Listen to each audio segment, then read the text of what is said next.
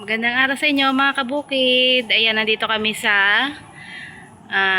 kulungan ng baka ng kapitbahay. Kasi dito namin dinala yung mga baka namin kasi nahuli na. Sa wakas, nahuli na rin yung isang baka. Ayun, may silo na kaso hindi pa siya na aayos ng tali. Mamaya na lang at medyo nagwawala pa. Ayan, kanina hirap na hirap sa Emerson na itali at gawa ng talagang dinadago siya. Ayan. Buti na lang may mga kulungan dito ang aming kapitbahay. Ano to ay, samahan ng magagatas. Ayan.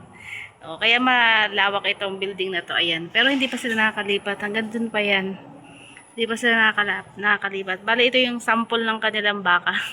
Sample. Kasi bagong bili lang nila to kaya nandito pa, pero doon sa kanilang building doon, marami talaga silang mga ganyang baka. Yan yung mga bakang kinukuhanan ng gatas. Maraming gatas ang mga yan. At mura lang po ang gatas din. Pag kami bibili dito, mura lang po ang gatas nila. Ayan o. Ayan. Tuwing umaga at hapon, kumukuha sila ng gatas. Nag-harvest sila. Pero hindi pa ako nakapasok dun eh. Siyempre nakakaya naman pumasok ako doon. Ayan ako, nagwawala ang baka. Ayan o. Ayaw pa niya magpahuli. Ayaw niya pang magpaayos. Ang hirap. Yung mga kambing ko, ayun, nandun na. Wait lang, pupuntahan ko muna. Kasi nakakatakot din, baka din ako masagasaan itong bakang to.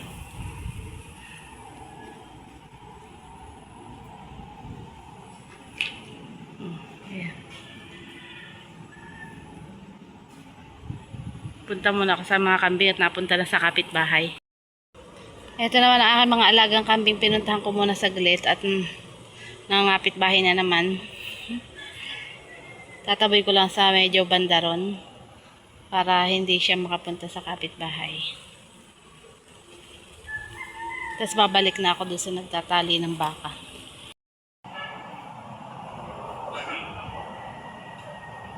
Ayan, kinukuha na ng asawa ko yung isa pang tali. Ang alam ko doon yung nilalagay sa ulo, pinakaulo ng baka. Pero meron naman siya sa may ano niya eh, oh. Meron na siya sa may ilong niya. Siguro doon sa ano lang, yung pinakamahaba ata.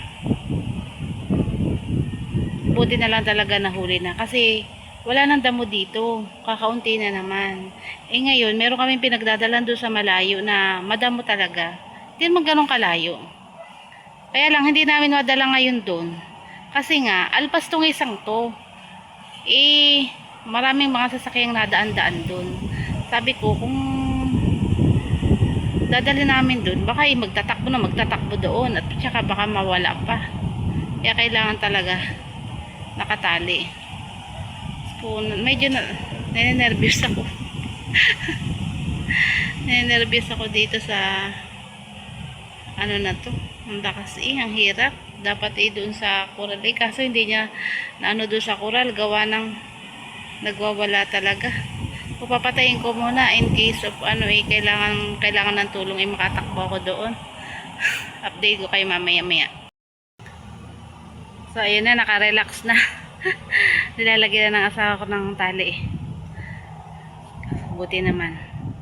Kinakabahan ako pag mga ganyang nagwawala ang mga ang mga alaga.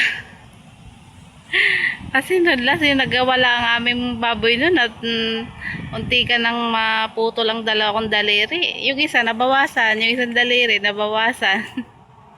Diyos ko, ang magkano nagastos ko na sa ospital. Nakabenta nga ng dalawa. Ay kulang pa. Kulang pang pambayad sa ospital. Grabe. Ingat-ingat din po talaga pag may alagang hayop. Lalo na't medyo nagwa-wild sila pagka minsan.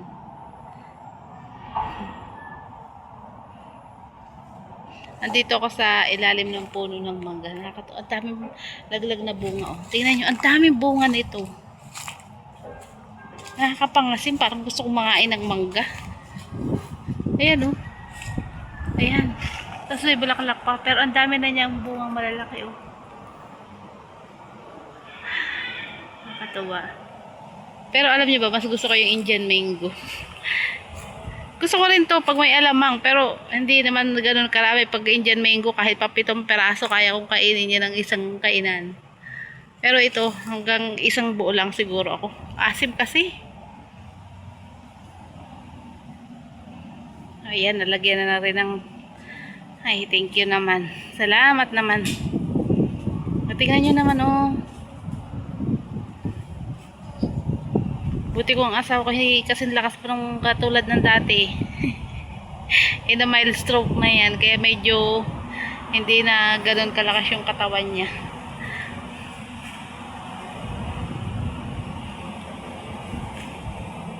Nasa na aking mga alaga. Ayun, nakabalik na naman. Lighter meron! Bibigyan ko lang ng lighter. Ayan, nabot ko lang yung lighter at lumayo na ulit ako. Nagwawala siya. Tingnan nyo guys itong bakang ito. Oh, kita nyo ba yan kung gaano kahaba yung dila niya? Yan! Beda be!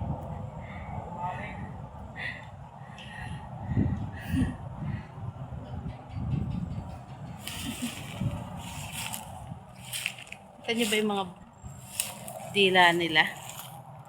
Ha? Kita nyo yan?